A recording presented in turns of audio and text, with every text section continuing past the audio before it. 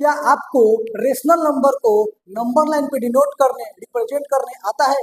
नहीं आता है तो आज के इस वीडियो को देखने के बाद आप भी नंबर लाइन पे रेशनल नंबर को रिप्रेजेंट कर सकते हैं। तो आइए समझते हैं सबसे पहले रेशनल नंबर को नंबर लाइन पे हम कैसे रिप्रेजेंट करेंगे। तो सबसे पहले आप समझिए रेशनल नंबर कहते किसको है। तो रेशनल नंबर वो नंबर होता है जिसको हम p बाई क्यू के फॉर्म में क्या कर सकते हैं, लिख सकते हैं, यानी कि उसे फ्रैक्शन के फॉर्म में लिख सकते हैं, न्यूमरेटर और डिनोमिनेटर के फॉर्म में लिख सकते हैं। तो यहाँ पे क्राइटेरिया क्या होता है कि जो q होता है q not equal to zero, यानी कि आपका डिनोमिनेटर जीरो नहीं होना चाहिए। अब आइए समझते हैं नंबर लाइन।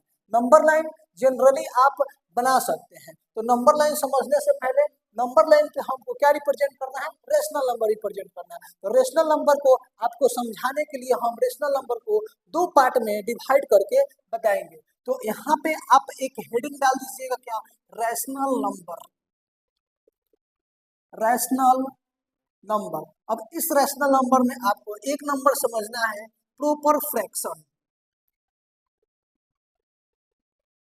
प्रॉपर फ्रैक्शन यानी कि कोई भी रेशनल नंबर होगा वो आपको डिनोट करने के लिए देगा, तो एक प्रॉपर फ्रैक्शन होगा और दूसरा आपका होगा इम्प्रॉपर फ्रैक्शन। क्या होगा? Improper fraction.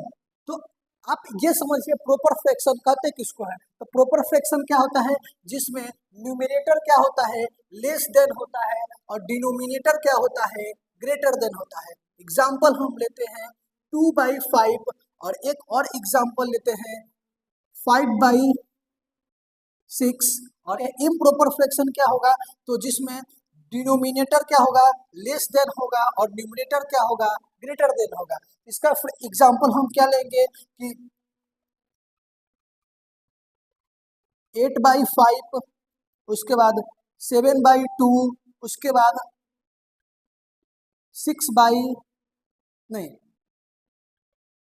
5/2। क्या हो गया? 5/2। अब इस जो प्रॉपर फ्रैक्शन है और इम्प्रॉपर फ्रैक्शन है, इसको हम कैसे नंबर लाइन पे डिनोट करेंगे, आइए सीखिए। तो जब आपको फ्रैक्शन जो दिया होगा वो प्रॉपर फ्रैक्शन होगा, तो उसको हम कैसे डिनोट करेंगे, आइए समझिए।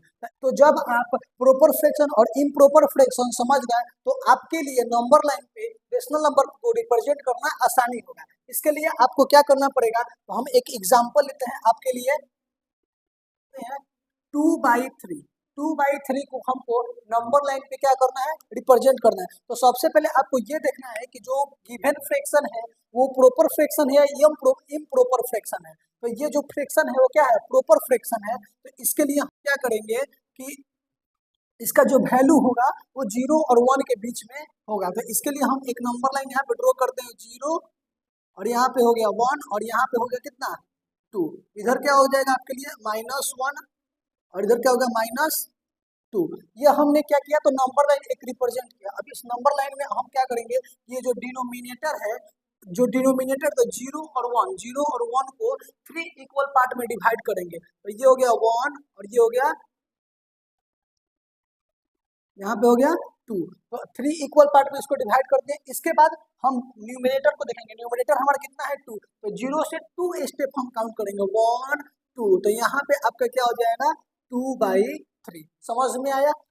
तो एक और हम एग्जाम्पल लेते हैं माइनस वाला। माइनस वाला एग्जाम्पल क्या हो जाएगा, -3/4। -3/4 को हमको नंबर लाइन पे क्या करना है, रिप्रेजेंट करना है। तो इसके लिए हम एक नंबर लाइन क्या करेंगे, ड्रॉ करेंगे। नंबर लाइन क्या ड्रॉ करेंगे, तो यहाँ पे हो जाएगा 0 बीच में, इधर हो जाएगा -1 और इधर हो जाएगा -2। चूंकि माइनस में है तो हमको माइनस की जरूरत है, ठीक है। अब देखिए यहाँ पे डिनोमिनेटर चेक करेंगे, डिनोमिनेटर कितना है, डिनोमिनेटर कितना है, 4। तो 0 और -1 को कितना इक्वल पार्ट में डिवाइड करेंगे, 4 इक्वल पार्ट में। यहाँ पे होगा 1 2 3। तो 1 2 3 4 इक्वल पार्ट में उसको डिवाइड कर दिया। अब न्यूमरेटर को चेक करेंगे, न्यूमरेटर कितना है, 3। तो 0 से 3 काउंट करेंगे, 1 2 और 3। तो यहाँ पे जो आ गया, जो यहाँ पे होगा पॉइंट, वो क्या हो जाएगा, -3/4। -3/4। आई होप आपको समझ में आया होगा। और एग्जाम्पल हम लेते हैं 8/5। 8/5 तो प्रॉपर इम्प्रॉपर फ्रैक्शन।